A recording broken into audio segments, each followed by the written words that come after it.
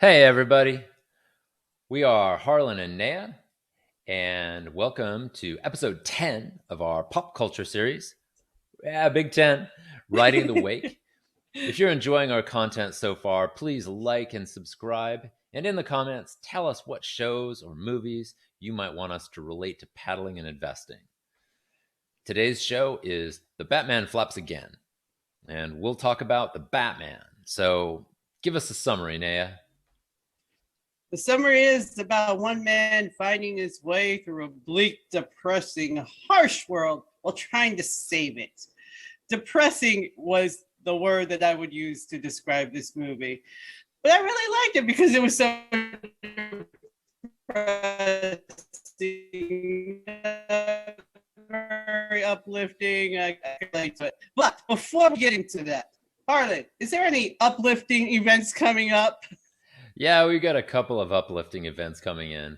So we've got the 17th annual Dragon Boat Festival in Tempe, Arizona, March 26th and 27th at Tempe Town Lake, located at 550 East Tempe Town Lake, Tempe, Arizona, 85281. More information For more information on that dragon boat race, go to azdba.org/festival. AZDBA is the Arizona Dragon Boat Association. What else have we got coming up now? We have the Hanohano Aloha Day Outrigger Challenge on April 2nd at Crown Point in San Diego. It's a double elimination event. For more information, you can go to www.hanohano.com. And this is open to all comers, right, Naya? All comers. Usually it's just for like corporate and novice who don't like really paddle that much. But the flyer said all levels welcome. So I am saying all levels welcome. And if I'm wrong, well, just show them the flyer. So go to hanohano.com. That's HANOHANO.com.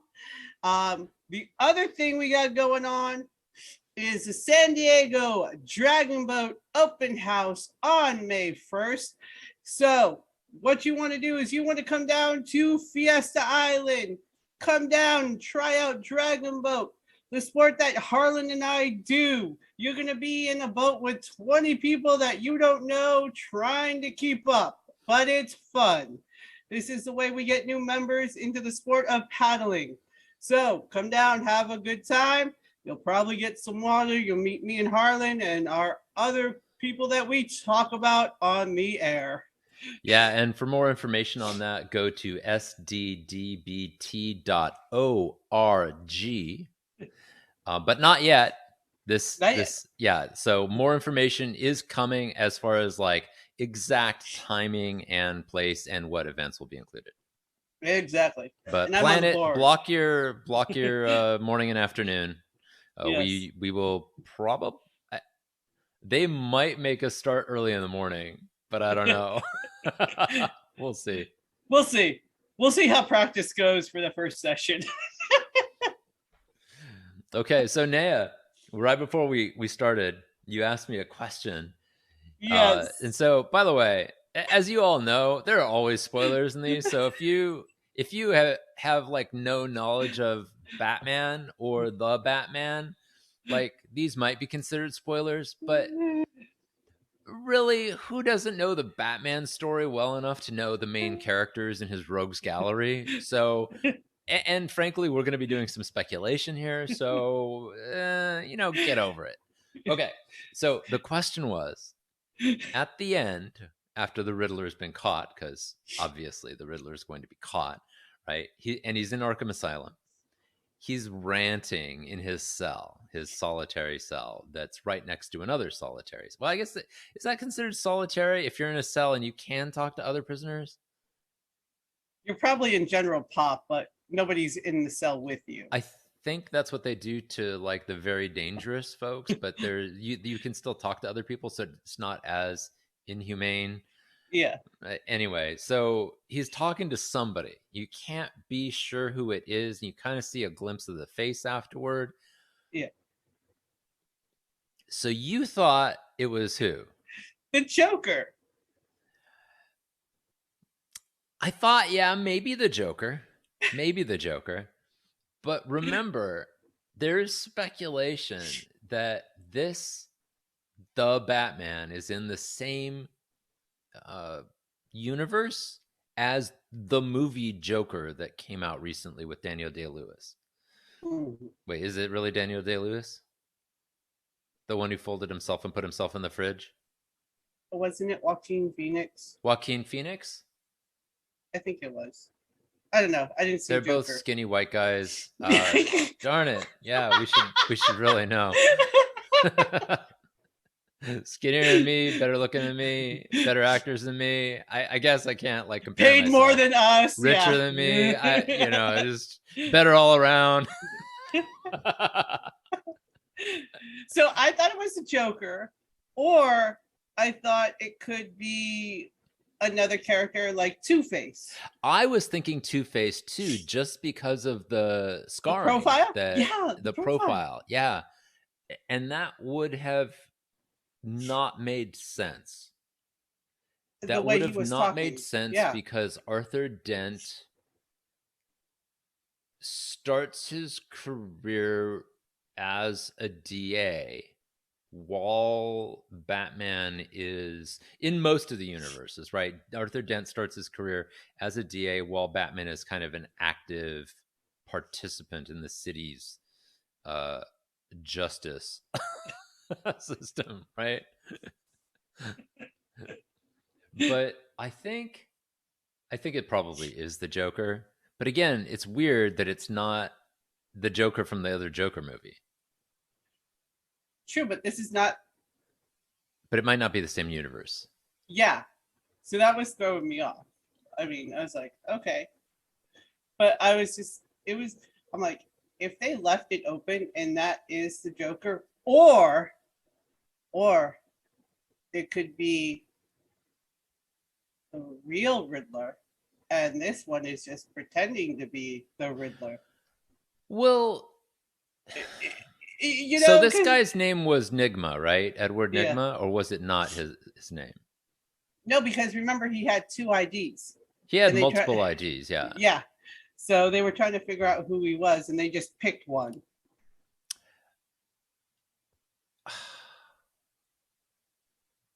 I like him for being the real Riddler, though. Like I don't feel like there should be another Riddler, but I mean that's just me. Like, why complexify something that's already super complex? It's like, come on, don't. Like, is that really how you're going to surprise the audience? I don't know. I guess you could do something like that, but so it's all speculation. My real question was like, why are they teasing a Joker character if you can't tell who the actor is? So this is a little meta, but as a producer on the film, if I was going to be teasing a future film, which is generally what you do in these scenes, right? You generally want to show off an actor that's going to be associated with that film. And whoever this person was, they were unrecognizable. They had so much makeup on, and the voice was kind of cackly and scary. I mean, it could have been anyone from Mark Hamill, who has played the Joker on numerous occasions, to like me. Like, it could have been anybody. It was the person was so heavily made up, and they were like their face was only like visible about this much, right? You could only see a little bit. So I don't know. What if you had to put money? What do you think it would be? If I was a betting woman, and I usually am, I'd probably say it's the Joker, but my gut, like in my gut, I want it to be Two-Face. Does that make sense? Yeah. That makes sense. It's like that little bit of ray of hope. Be like, oh yes, I was right in my gut, you know? Well, I kind of like the idea that it's a question mark, but I also want more. I want more Batmans like this, Mhm. And my concern is that like they're going to have these weird sort of, I don't know, one-off kind of things, and I want Yeah. like a big, I don't know, I like, why is he already in jail? I don't know, it's just weird. It's Why just is he in weird. jail? I don't know. But yeah, so that's the first thing. Um, but as far as this movie goes, I liked it because it was so different from the other Batmans that we've previously seen, the Michael Keatons, the George Clooney, the Val Kilmers. It was so different, and I liked it. It was very dark, depressing. It actually sucked you in as a viewer, and you could actually kind of see everything and feel everything. And so what I got out of the movie was the feeling of helplessness, the feeling of vengeance, and how these characters um, dealt with that. How they dealt with how how that feeling of hopelessness, of death, because Bruce and Alfred, they lost their parents and their friends. Selena lost her mom, and so they couldn't do anything about it. Then they get older, and that feeling of, I need to get vengeance for these people, and how that can consume a person, and what happens when they finally get the revenge. Was it worth it? Or was it worth it to do it? Was it worth it to be right? Or should they have just not done it at all? you know Yeah, yeah, I think it's a particularly it's a particularly universal theme.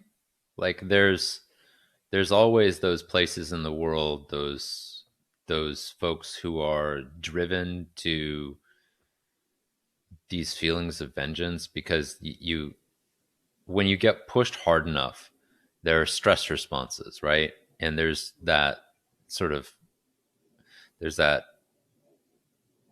switch that gets turned on. Some people stop, right? They just Mhm. halt. Some people flee, some people aggress, right? And I mean, you look at what's happening in Russia and Ukraine right now, and Mhm. Syria and Afghanistan, and some hotspots in Africa, and even Mhm. South America, and here in the United States, where people are getting extraordinarily aggressive, um, and it's this, to some extent, it is a useful social construct to fight injustice, right? So you look at the Ukrainians, for Mhm. example, and I think they're being cheered by most people in democratic nations because they're Yeah. standing up for themselves, they're fighting for themselves. And then you've got other folks who are fighting, like the Israelis and the Palestinians. And at this point, we all kind of are throwing our hands up and going, we don't know who to back here. Y'all are just like, it's too complex, it's too dark, it's too deep, it's been going on for too long. Mhm. You don't want to say, oh, the Israelis are the problem, but the Israelis are kind of the problem. You don't want to say the Palestinians are Mhm. blameless, because they're not blameless entirely, but again, they're being like, hold into a like a little ghetto that's being compressed and compressed and compressed, and like, okay, like that feeling of your town or your city being attacked and assaulted every day is happening in Kiev. It's happening in Palestine. It's happening in Gotham, right? Yeah. And do you act like Batman? Do you act like the Riddler? Do you try to hold it all together like these weird like city personnel? Or if you become a cop, do you become a cop just so that you can take money?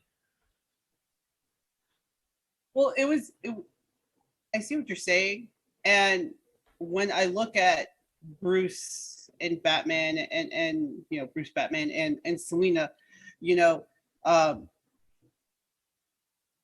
from my perspective, Bruce, when he's trying to save, or Batman, when he's trying to save the citizens of Gotham from evil, evil entities, people, or gangs, to me, that's like every person that he saves, it's kind of a metaphor for he's trying to recreate him saving his parents, you know, you know. And so, I mean, I can kind of relate to that situation, personally, like when my father died, or when it's just, you go through this as a person. Oh, I should have been there. I could have stopped it, even though we know as people, we can't stop death from coming to somebody, Yeah. you know. Death has 100% win rate against humans.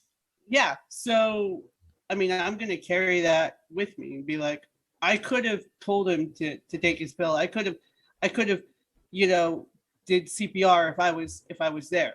And so, Bruce is a little kid now that he's grown and he's saving these people. I think mentally, subconsciously down deep somewhere, every citizen he saves, he's trying to make up for not saving his parents.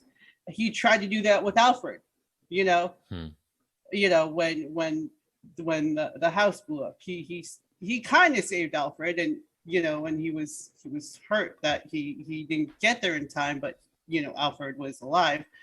So, but yeah, but that fight or flight response is, how do we come over that as people? Because when you're put in that situation, whether it is war or in a boat, you're placed in a situation where you have no control. the Yeah. only the only control you have is how you react to the situation, right? And how you can either stand up and fight, or try to find a useful situation, or try to calm yourself and try to make sense of what's going on around you, right? That's an excellent point.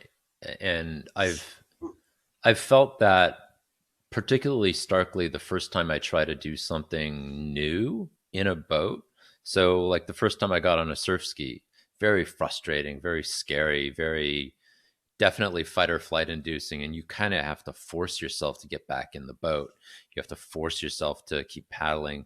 The first time you go out on the ocean during rough conditions, it's it's basically like, uh, okay, I guess I just keep taking one paddle after the other, and try to keep upright. And I think it's good as a person for your development to do things that are scary, but where you can be safe, moderately safe.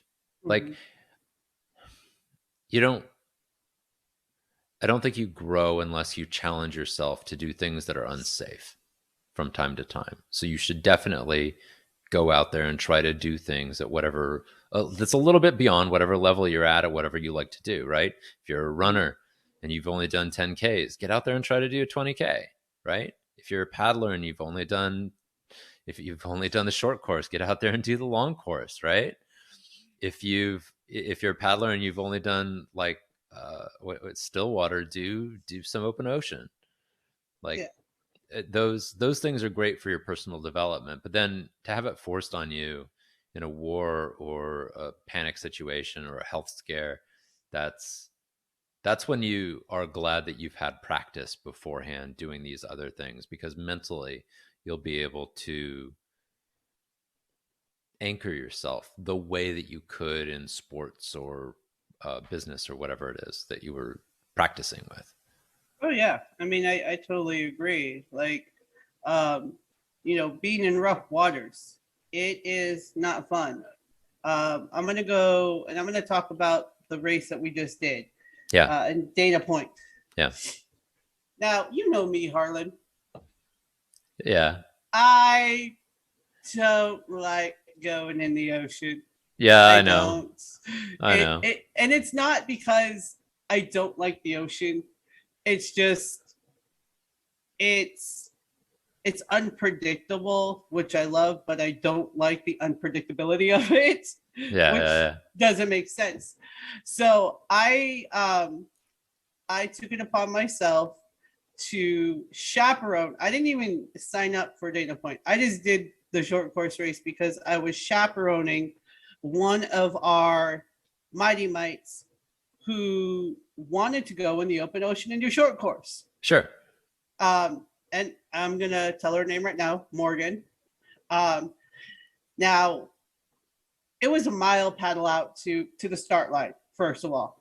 And it was cool. I'm just like, okay, there's little bumps in the jetty, no problem.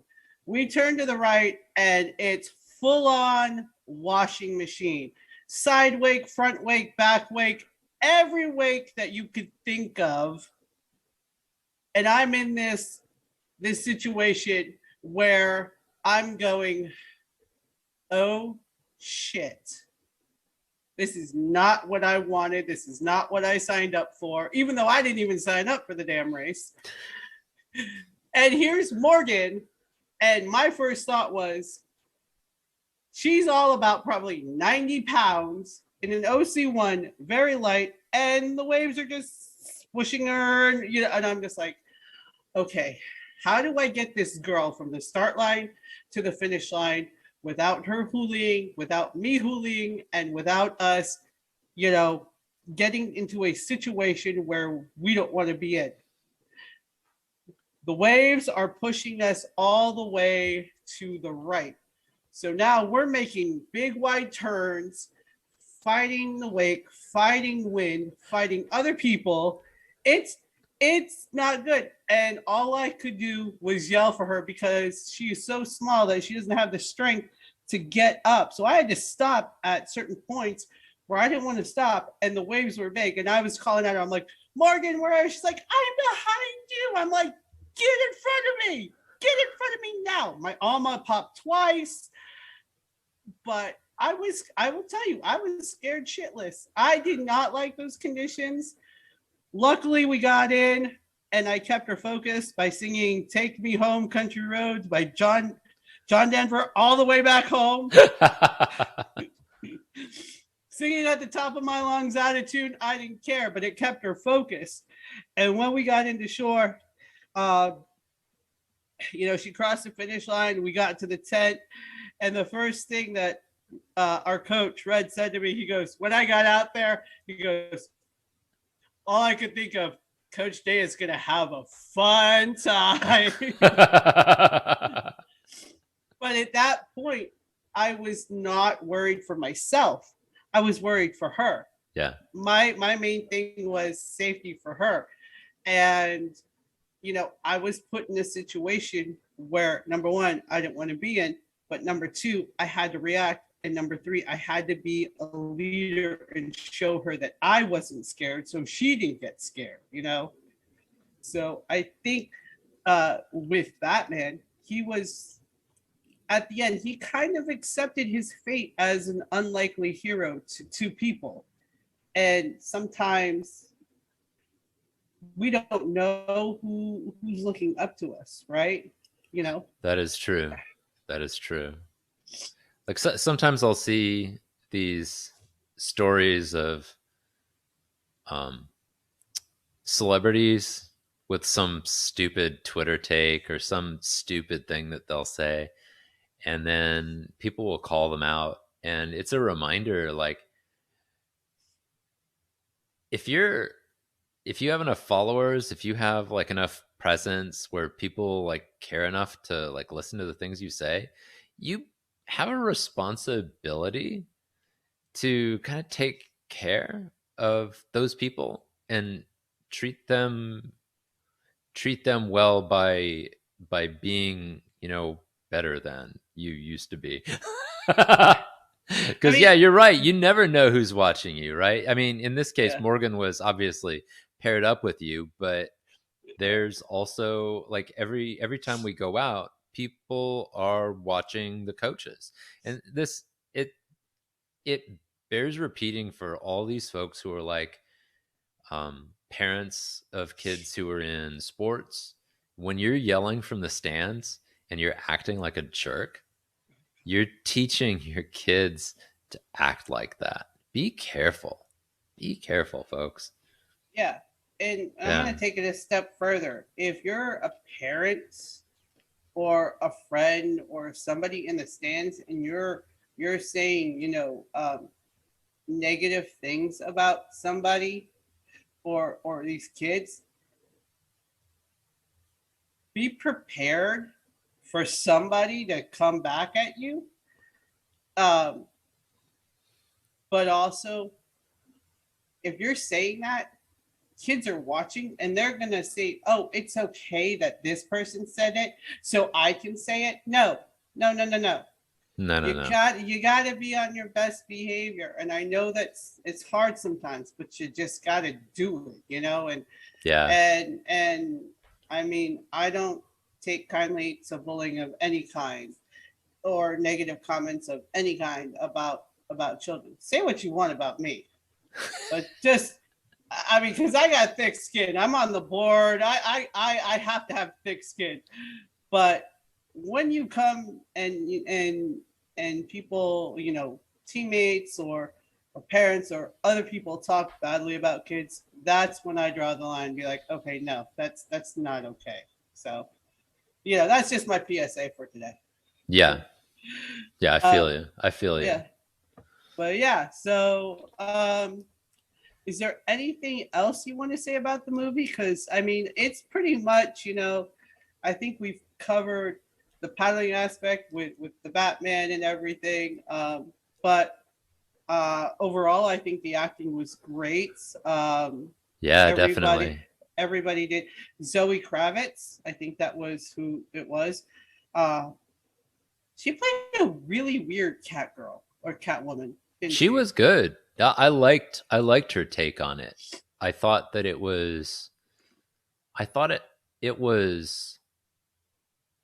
a nice bridge in between the Catwoman from the Batman the Animated Series, who's a little bit more sultry and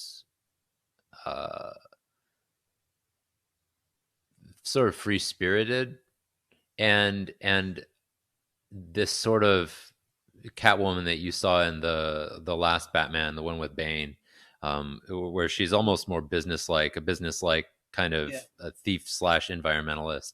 Yeah. And I liked how she was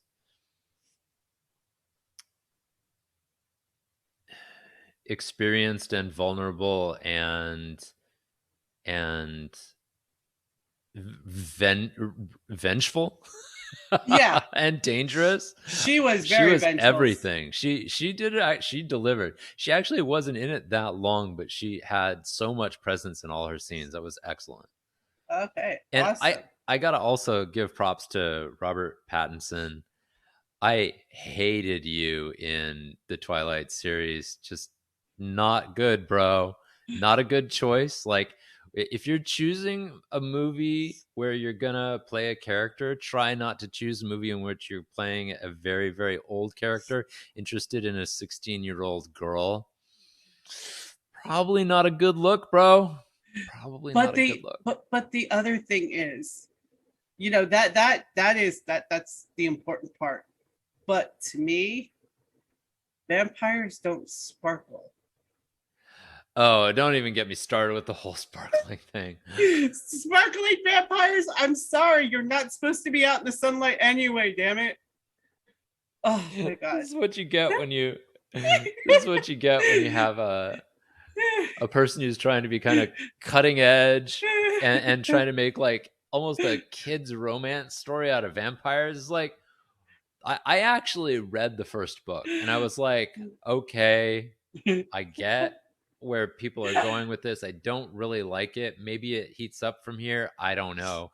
I started reading the second book and he starts sparkling on like page 5 or 6. Oh god. At which point and I wasn't reading a physical book. I was on my Kindle. At which point I reread the paragraph and I was like, are you fucking kidding me? And I fucking turned it off at that point. I was like, I'm out.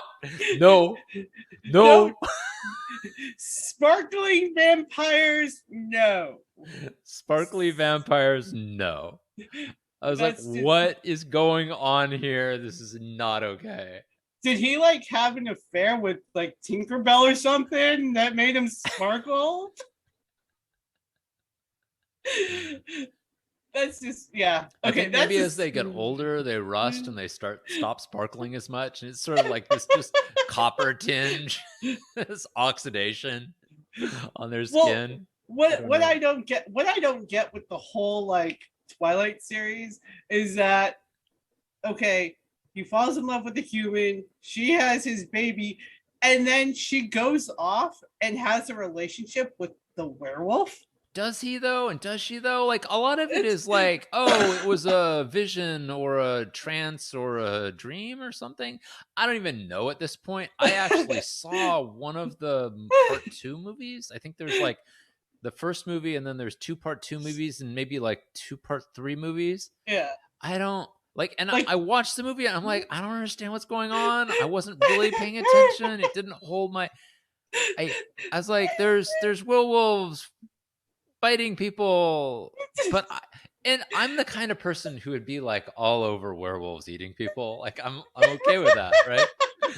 And I wasn't interested. Like, what did she do to that story that made me uninterested in werewolves eating people? I was just so over it. I was just like, it was so far-fetched for me. After I saw a picture of him with, I'm just like, no, I can't get into this vampire sparkly doing the human drinking blood with a baby, and too far-fetched. That said, maybe not even far-fetched enough. That said, dude, he did a really good job with Batman. He did an awesome job with it. I was on board after like 3 or 4 minutes. I was like, okay, like, and his jaw is fucking enormous, and it works in that Batman costume, and he didn't even really need to do the whole voice thing. He was just kind of like mopey the whole time, but it worked. It worked great. At first, I didn't even know who the Batman was. I'm just like, oh, they got a no-name actor to play this. This is so cool. And then when it came out, it was like Robert Pattinson. I'm like, are you shitting me? He did such a good job that I didn't even recognize who the hell he was. Well, that's good, right? That's good. Yeah. Or he had a lot of facial work done. One or the other, right? He went under the knife, are you saying? Or did they put a lot of entertainers go under the knife. I'm thinking of having my nose enlarged myself. Your nose enlarged? I don't know. Is that a good idea? Should I bring the schnauzer out a little farther? No, I like it. I mean, it took me 18 years to grow into my nose. I was going to have a nose job, but it took me 18 years. I like my nose. Yeah, my nose is... It'll do for now. I'm too cheap to have like a lot of plastic surgery. I have a dermatologist. I do the bare minimum. The bare minimum. It's not covered by insurance. I'm like, well, at least you have a dermatologist. All I have is a masseuse. Well, the reason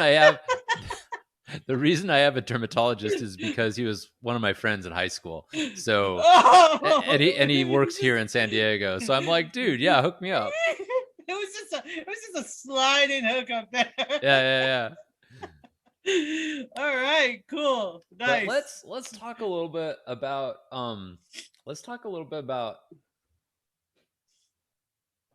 Actually, I want to spend a little bit more time on Batman, just real quick.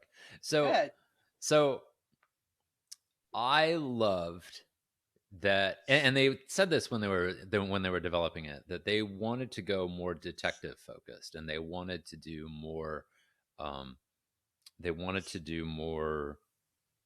I guess, like problem solving, and less on the action and the hitting and the maybe emotional aspects of it. Not to say this is an unemotional film. It was definitely emotional, but there was a lot of Riddler and looking for the Riddler, and there was a lot of kind of uh, solving of puzzles that actually were like I didn't. All right, so I intentionally turn off my problem solving brain when I watch films because I if I have it on, I'll be like, "Oh, this is coming, this is coming, this is coming," and I'll feel disappointed if it doesn't happen, and if it does happen, I'll be like, "I knew it."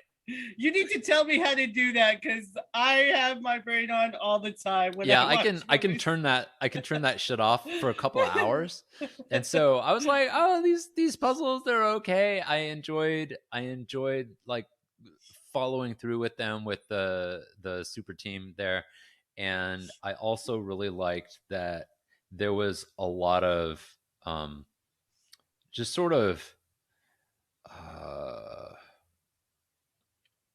straight up talking.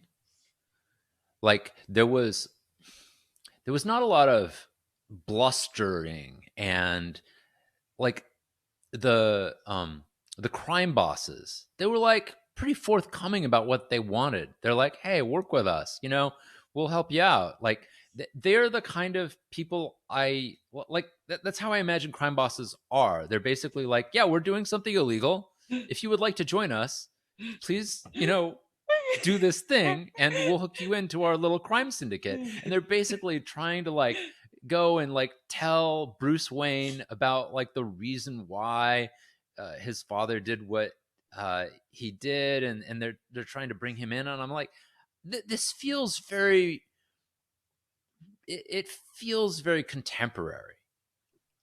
It feels very much like the way it it felt more real than like the old Penguin Joker kind of stuff from the earlier Batmans, where they're just like cackling and shit. And these guys are just like, "Yeah, we're out to make money. Yeah, we have a drug thing going on. We're kind of, double dealing each other, but it's all good, right?"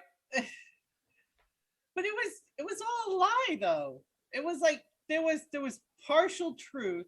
Like there was probably two nuggets of truth in a you know 10 stone bag of lies there. With Oh yeah. and I'm just like, and then you see him like trying to figure out what the truth is, and then Yeah. Alfred tells him, and it was just like, I'm just like, so I go like when that whole like conversation happened, I was just like, why should he believe you? You're a bad dude. Like I don't even want to believe you. Well, you can learn things from the way people lie. So, for example, there have been a lot of lies recently coming from Putin, right? No. And the lies often indicate things that he's going to do, but he's basically like trying to gaslight us into thinking that we're doing them or some other agent is doing them. The Ukrainians are doing them, right? And Yeah. so a lot of times it's weird how these sort of criminals or evil authoritarians will basically telegraph the things that they're doing. And so if you listen to the lies, sometimes you can find the grains of truth hidden inside them. Because sometimes the best lies have these seeds of truth. And you have to ask yourself, why are they telling this particular lie? What's it there for?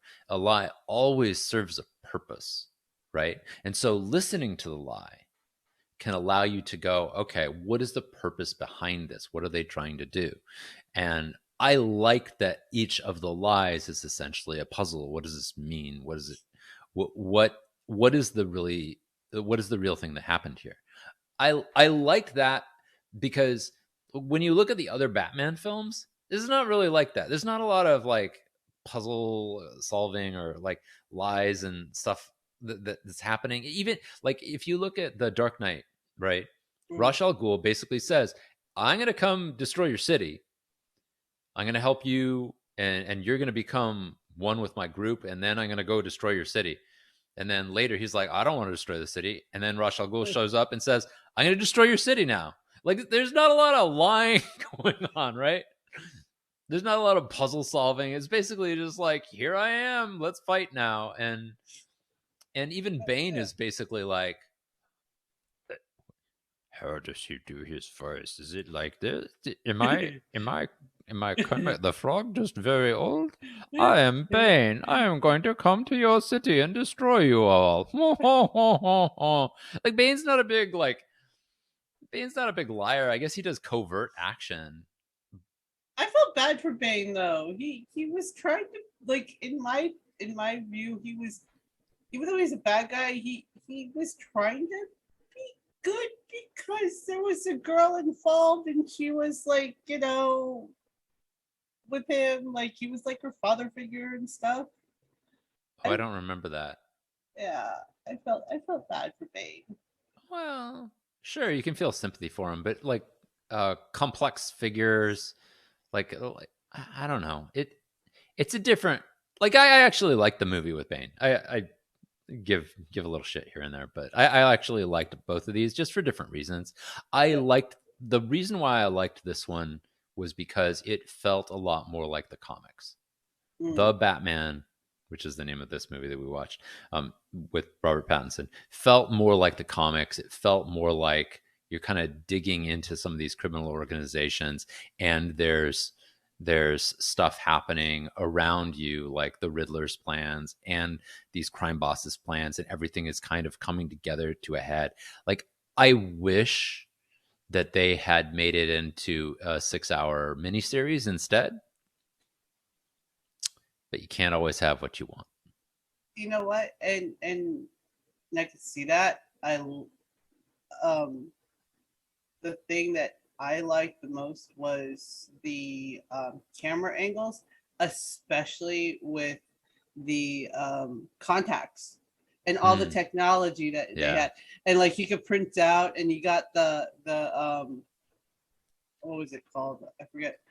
But the hieroglyphic thing, and they're trying to figure out, you know, the work. I thought that was genius. Right, the code breaking stuff was pretty cool. Because other Batmans didn't have that. Yeah, so that calls back to the comics to some extent, but interestingly, also like really strongly calls back to the games. So I like that there are those very intense and purposeful nods to the games that people loved. Like I loved the Batman games, especially some of the early ones. I'm actually Arkham Asylum, I think that was one of them. I played Arkham Asylum a lot. It was a really great game. Had some great flow to it, and the puzzles in it were a lot like this. And that kind of brings me to my investing content, because the other thing I really liked was the way that the Riddler was, and again, this comes back to gaming as well. I love the way that the Riddler was able to access and coordinate goons. Ordinarily, when you watch a, like, say an old Batman, right? Like Adam West and Ward. What's his first name? Who are you going with here? The guy who played Robin, Adam West and. Oh, I don't know. That was before my time, dude. Anyway, so the Adam West Batman series on television, a comedy, slapstick, but played ultra straight by most of the players in it. Burt Ward, sorry, Burt. Sorry, Bert, if you're listening. So Adam and Burt did such an amazing job in that old show, and part of it was this sort of idea of, this is all ridiculous. And one of the ridiculous things was the Riddler and some of these other kind of more isolated, crazy characters, they would have all these goons, and it'd be like, where'd they get these goons from? Like, are there just like random henchmen that you go like get? Like, they're on the street corner just waiting, and they just add people. They'd add stunt people to these fights, and it was great, right? It was huge fun, because, you know, it's a comedy, and it doesn't really matter where the henchmen come from in a comedy. But as you start to get into more and more advanced kind of like oh, okay, now I'm trying to make a more realistic movie anchored in realistic societal ideas. You start Mhm. asking yourself, well, where are these goons coming from? Right. So you've got Ra's al Ghul and his network of ninjas. And it's like, okay, ancient society of ninjas want to take over the world. I'll buy that, I guess. But there's not a lot of explanation for why these ninjas do what they do, how they get Mhm. financed, like what's going on. Like there's a lot of hollow spots in that story, right? And then you've got Bane, and Bane makes a lot more sense because he's kind of like a resistance leader, and so he's got resistance type folks, people who are being oppressed in other countries, who fall under his banner, and then he convinces them, let's go destroy Gotham, and they follow his lead, and like Napoleon or Caesar, goes and attacks a foreign city. Okay, I kind of get that, but it feels again a little bit hollow to me because you never really see or understand why the goons might want to join up with Bane. Not like you understand why Bane might want to do what he does. You Yeah. understand like why Batman or even Ra's al Ghul might want to do what they do, but feel you don't feel why these goons are trying to get in on it. But Riddler in this movie asks and answers that question. And it's possible because we've seen this happen in real life, and they're able to call it out. And they're basically saying, like, look, he's formed a small network of people online. He's Mhm. radicalized them online. You've seen this happen through the Islamic recruiting efforts for the Islamic um, sorry, not those of you who are folks of the peaceable nation, the peaceful Islamic religion. That's not what I'm talking about. I'm talking No, about no. Nation of Islam. I think it Yeah. is the ISIL and ISIS and those organizations that The are radical ones. radicalizing folks for violent purposes. No offense to those of you with religion. I choose your religion wisely. That's all I'm We, saying. we are open to everybody. We're open to all peaceful religions here. So right, and you've also seen it with Q, right, within the United States, where people are radicalizing around Q or around anti-abortion, like bombing and stuff like that. The people who decide to do these violent protests Mhm. here in the United States, you can basically form your Discord channel or your Facebook group, and you can recruit people and tell them, hey, we're going to do this thing. The only thing about it that was like less realistic was the fact that they did it in secret. Yeah. They didn't even need to do it in secret, apparently. We know now, but they Yeah. wrote this like probably several years ago, so they're like, well, let's do this in secret. and and he ends up getting a bunch of these sort of disaffected men to form a paramilitary squad that are ready to act the day and time that he's ready to act. Mhm. He sets up the bombs, they set up the paramilitary action, and it all goes down. And it felt so sad and true and depressing and awful at the same time. It was, It's the power of social media. Like it's the power, and that's what, as a society, we have to figure out how we're going to use technology and social media and everything at our disposal for the greater good. yeah. So how do we do that with without having Big Brother watch us all the time and monitor? Like, how do we do that? Yeah. How do we That's police each other without being overbearing and without stopping truly good ideas from coming to the forefront, without stifling innovation, without keeping uh, speech that is necessary from flowing to the fore, right? yeah. So, like that's what I wanted to talk about, and this idea of how do we gatekeep access to information? How do we gatekeep control over our organizations? So, from an investing aspect, there are a number of different control mechanisms for us as investors that we can think about. So you're probably familiar with democracy, right? So direct democracy, the concept is we vote for a yes or no, or maybe ranked voting or something like this, depending on how it's structured, right? You vote Mhm. for a thing, and then let's say it's a candidate, or maybe it's a change to the constitution of your country slash state slash city or whatever, right? Or a law, something like that. And afterwards, you either decide yes or no, that thing goes into effect, it does not go into effect, that person gets elected, they do not get elected, right? And then we have enforcement policies for that, where we kind of keep an eye on the democracy, make sure that it's going well. It doesn't always go well. We see this in Russia. We see this in Belarus, where basically people are elected, and we're fairly sure that they've gamed these elections, and they are not being actually democratically run properly. And then you see elections in places with better controls, like the United States, where we're pretty darn sure, and we have really good controls over it.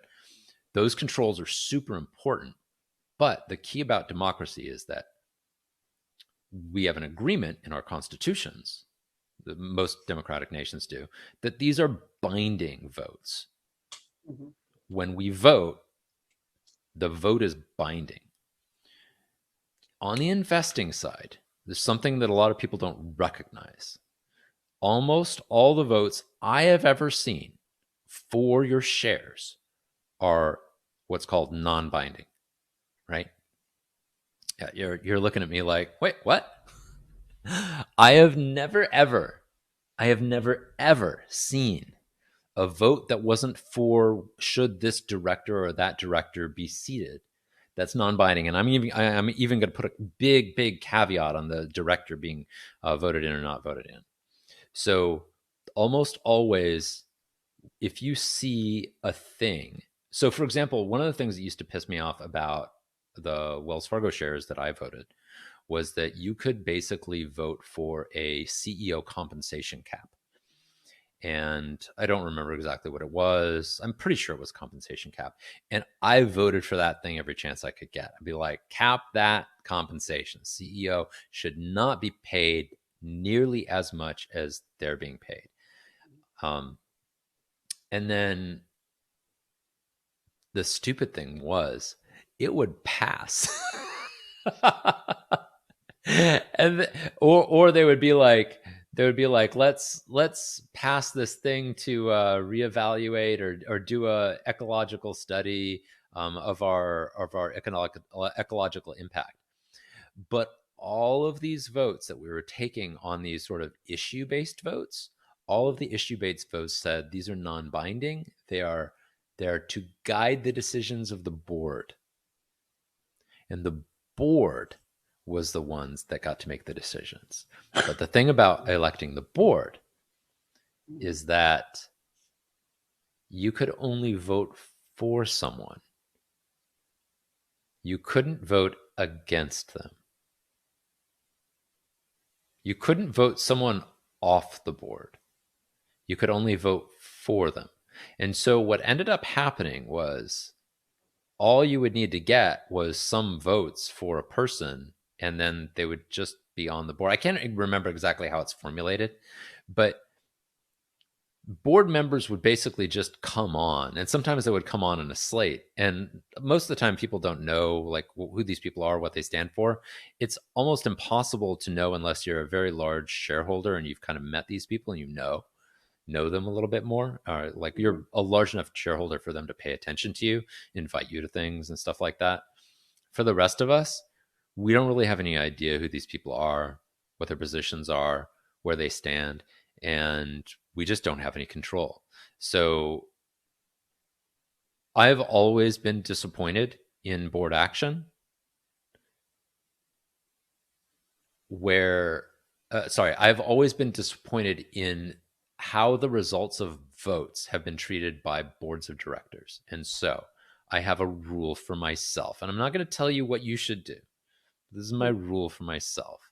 If you think your vote matters, look at the actual words in the thing that you're voting for. Look for whether it's binding or non-binding. Look for whether it's advisory or bind. I don't know what the non-advisor like look at for the terms non-binding or advisory or suggestion. Those will tip you off right there, because if you vote for that thing, it ain't, in my opinion, is never gonna fucking happen. So even in the public markets where you think you have a vote because you've invested money in a company, remember, your ownership of the company extends to owning your shares only. It's great to participate, in my opinion. It's great to cheerlead for your company, again, in my opinion. But as soon as that company goes down a road you don't want to go down, voting is not going to help. Even getting together a large number of shareholders to vote with you via Reddit or whatever, again, is not necessarily going to help. It might get you some media coverage. It might put a black eye on some of the board members, but basically those board members are going to be doing what they want, and then they decide on the CEO. And just so you know, that's how it works. So for me, if the board goes down a road I don't want to go down, I start selling my shares or I sell them off entirely. That's how you really can control your participation in this sort of thing. So don't, my advice to everyone out there who's investing is buy the decisions, buy the people's actions. Don't buy their words, don't buy their sophistry, don't buy their bullshit. Don't buy the things they say. Look at the things they do. And if you don't agree with the things they do, peace out. That's what I say. And along that line, there are even more ways now to participate in things, and that is in terms of NFTs. So NFTs and also fungible tokens, so non-fungible tokens and fungible tokens, now can be allow you to be a participant into this very strangely, mostly unregulated world of DAOs or DACs. So, and I looked this up and now I'm completely forgetting what it's called. Decentralized autonomous organizations, I think is the term for them, or decentralized autonomous corporations. I think they try to stay away from the word corporation because technically they're not corporations. And these allow folks who are holders of the tokens or NFTs to actually have some level of control based off of the ownership rules of the DAO. And so there's a chance that now we're starting to see yet another way of allowing people to participate in sort of ownership and decision making. And I have no idea where this is going to go. Like, it might be great, but it might also be awful. So I think it has a lot of the potentials to be every bit as awful as the corporate, the bad corporate entities we have today. But it also allows people to participate in a more direct way and in a more sort of it allows more ownership to be held by people who are directly close to those ownership contracts. So conceivably, they could be more environmentally friendly, more socially friendly organizations. But on the flip side, they don't have to be. So just because something is new and shiny doesn't mean it's good or bad. It just means that's the way the ball is rolling right now. And I think that we have a lot of stuff that we could see happening. And NFTs, unfortunately, are a lot like the Riddler's goons. You usually have a Riddler, and they're kind of in charge of the DAO, and they write everything up. And then the question is, do a bunch of people want to commit their lives and savings into, participating in this thing? Some of them are going to be creators and participants. Some of them are going to be investors.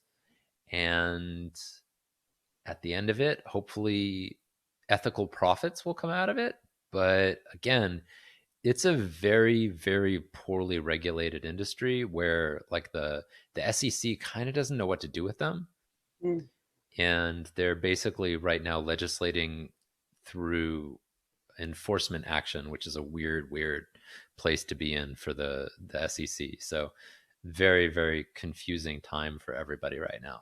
But if you're interested in NFTs, I'm not selling any. I don't think you should get into them. If you're looking to buy, tokens, again, I'm not selling.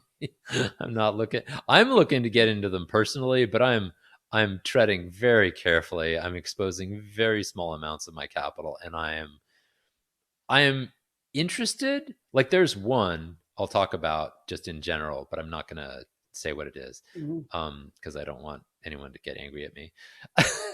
But there's one where they're building basically a graphic novel, and their end goal, their objective is to be an anime production company with a bunch of like several hundred characters with a particular theme, and sort of like a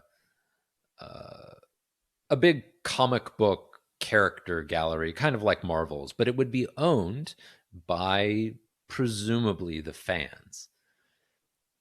But again, is it really the fans who are going to be buying these NFTs, or is it going to be collectors of NFTs who have no interest in this anime? And how do you really become a fan of something that hasn't been produced yet to buy it?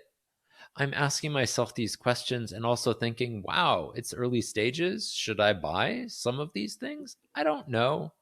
I would have loved to have Marvel shares early on, but and people should know this about Marvel and the history of comics.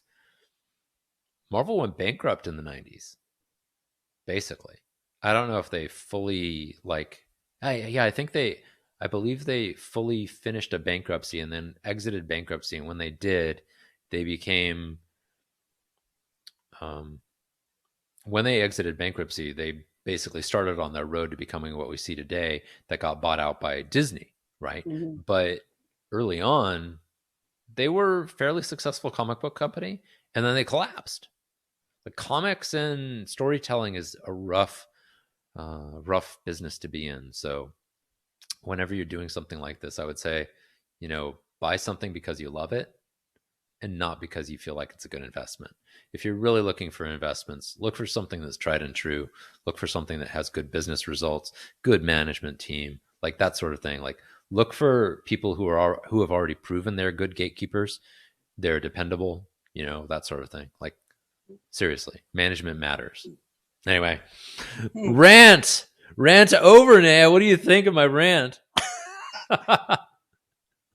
I followed it.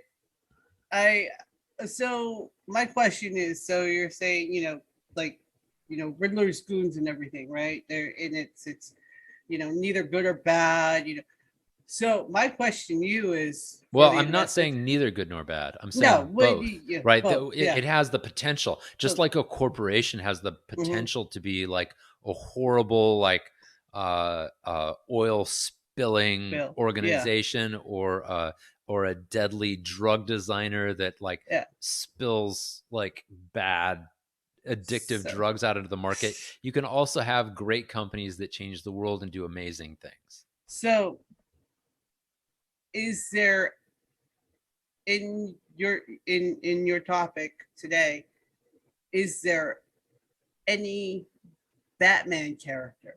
Is there any Alfred character that would be on the other side of saying, about this investment part?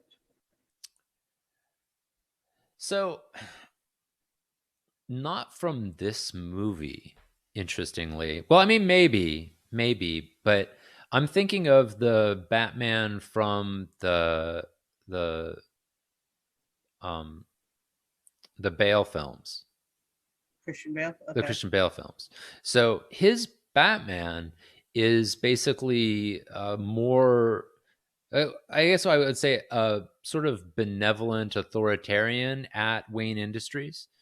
And I think that's what you're hoping from most of the CEOs of the companies that you invest in, that they're essentially a benevolent authoritarian, and Mhm. that's why you invest in them. And that as the moment they stop, start to fail you at that, that's when you kind of drop them, and then share prices fall, and et cetera, et cetera. If a lot of people agree with you, that company can then go bankrupt, like if they're going down the wrong road.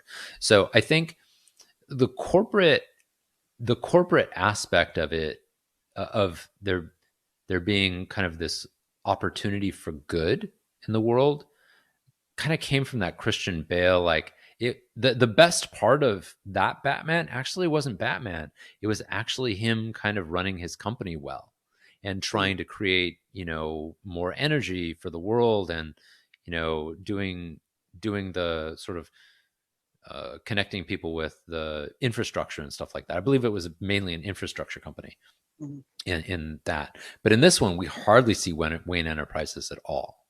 They're hardly there at all. This is basically about Batman kind of running around and beating people up while solving problems, and then kind of stepping into this role of helping people on a sort of solo, one person at a time basis, but becoming a model, right? A Mhm. model for others.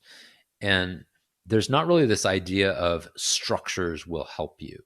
systems will help you, because they had the system of cops, but the cops were mostly corrupt. They had the system of the people leading the city, but the lady who was running for mayor, she seemed cool, but she didn't have any power yet, and the Yeah. mayor wasn't actually doing anything. Yeah. Like the mayor, like the systems that were supposed to be in place weren't helping. Mhm. Um, the I think there was that was part of the bleakness of the feel of that. But in the real world, there are systems that help. There are democracies that matter and help. Um, as much as we hate to believe it, America really is one of those. Like we are a model of, you know, a good society that tries to help others. And I mean, at our best, we try to kind of stick our nose in where it can help the most. At our Mhm. best, at our worst, we can fluctuate, and we can destroy civil society in other nations. Yay! That's fucking awful. Um, but there is the potential for, both the police to do wonderful, amazing things for people, and for them to beat protesters who are in the streets because they're trying to talk. And you know what? When they brought out, I want to say Falcone or whatever the evil guy was that they take out from the club, and he was saying, "I know a lot of people. You work for me," and what was it, the police chief there or something? When he brings him out, he goes, "Well, not everybody works for you," and you see all these police looking at him. It's just like that was like, see that we've just proven you wrong right there at that point right there. I like that scene. I I I felt like that was the most complex scene in the movie, actually. I had a very disturbing reaction to that scene because I knew what they were trying to make me feel.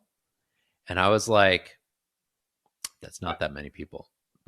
It looks like it on screen, right? It looks Yeah. like it on screen. And they're right. Like he didn't have all of them, right? No. But it's also sad. It's a bittersweet thing because he was right. He did have a lot of them in his pocket, and that's why he got away with it for so Yeah. long. And it took them decades to get that many people together, and the help of a vigilante and Yeah. his sometime lover slash sort of vengeance warrior, Catwoman, to really dig him out of his hole, and the help of the Riddler to finalize his act, Yeah. But yes, you were right. It's not a lot of people, but when you make a statement, I have all of you in my pocket, and then you see, oh, there's like 20 people over there. That's not all. That's not all. That Yeah. No, you have some. Yeah. I liked the scene. Don't get me wrong. Yeah. I liked the scene, but I was like, it. The reason why I liked it was because I was supposed to have that feeling of kind of going, oh yeah, right, all those people. But then I was like, oh, but wait, no. But it was good. Yeah. It was Yeah. complex. It was interesting. I Yeah. liked that part about it. I liked that part about it a lot, and it and I know that a lot of people right now are, they see the things in NFTs and they think, oh, this is all drug dealers and Russian oligarchs, processing their money. Some Yeah. guy named Vito is helping him, Yeah. Sorry, Vito. Like all the guys that named Vito who are actually really nice, helpful people. And they Yeah. like in the Big Brothers and Big Yeah. Sisters. And they're Yeah. like, my name's Vito. And it's like, well, yeah, and we're not talking about you. You go screaming for the hills when you hear that, and it's just because of the mob movies and the mentality and everything. But so I that was a very interesting take, and hopefully somebody or a lot of people got something out of the investment talk. So yay or nay for the film? Would you give it? Would you give it thumbs up or thumbs down? Well, for me, thumbs up. Batman fan, Batman comic fan, just so you know. But my wife did not like it. She was like, that's so dark, so grim, and she thought it was a little slow. So, like, I really liked it though. What'd you think? I mean, well, 2 hours. They did Oh, it's a little longer than 2 hours.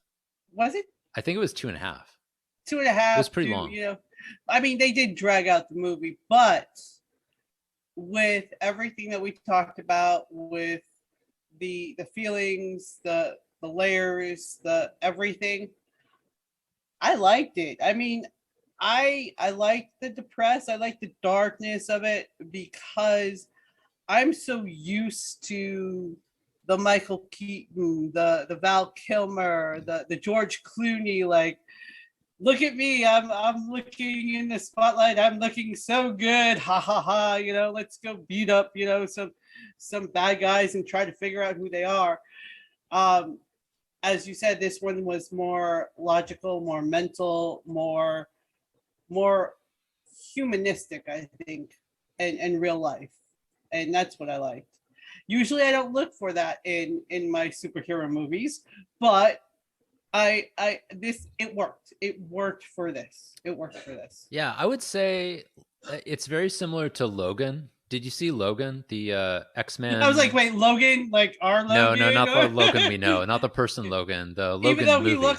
Even though he looks like Wolverine, and yeah, he acts does, like and acts like Wolverine. Yeah, rides a motorcycle and has the jacket. Yeah. Yeah. No, I haven't seen Logan, but I'll probably see that too.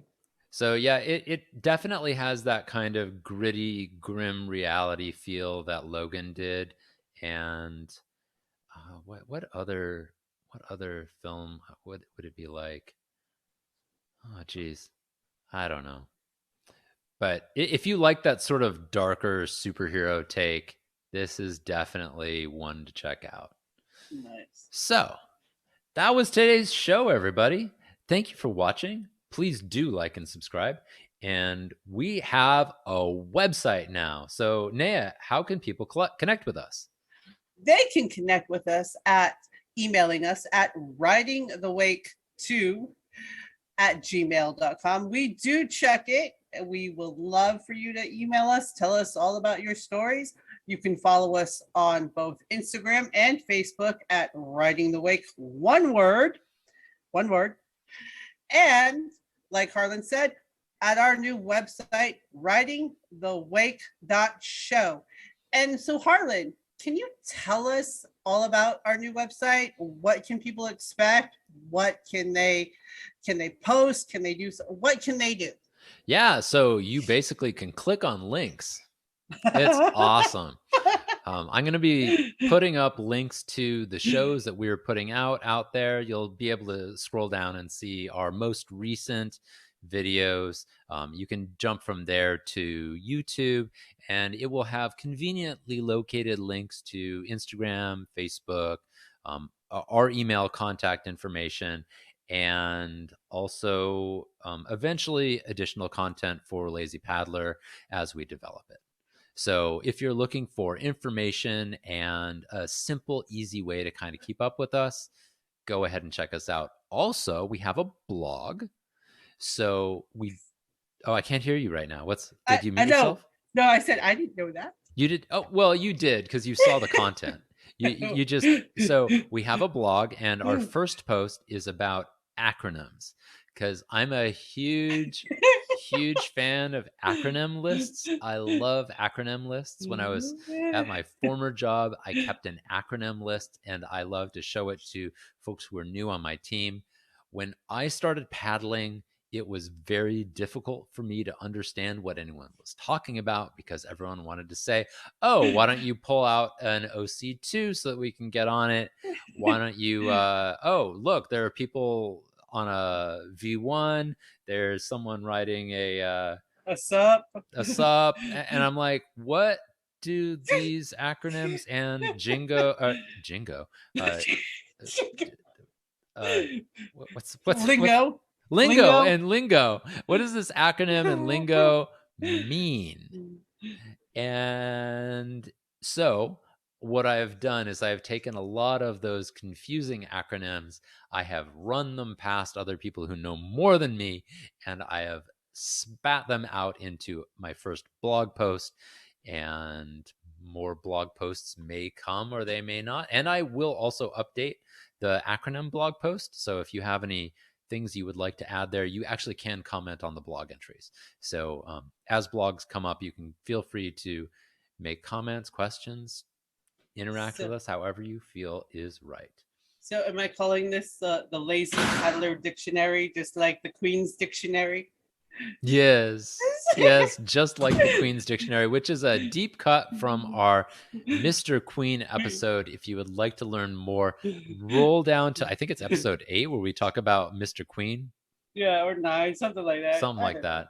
We don't know. We're going by the seat of our pants here, people. Yeah, we actually are. Speaking of the seat of our pants, we have a surprise coming up. So tune in next time we post, which is not going to be next week, but soon, for episode 11, where we will invoke the law of surprise, and you'll be surprised by our surprising choice of focus. And until if you know next where that, time. What? I was going to say, if they know where that comes from, they should. If they don't, go watch that episode. Yep. But we're not doing Witcher again. Not just yet. So you know, I don't want anyone to be like misconstruing the law of surprise reference. Sorry. Until next time, hug the huli, and we'll see you on land or in the water. Peace. Peace.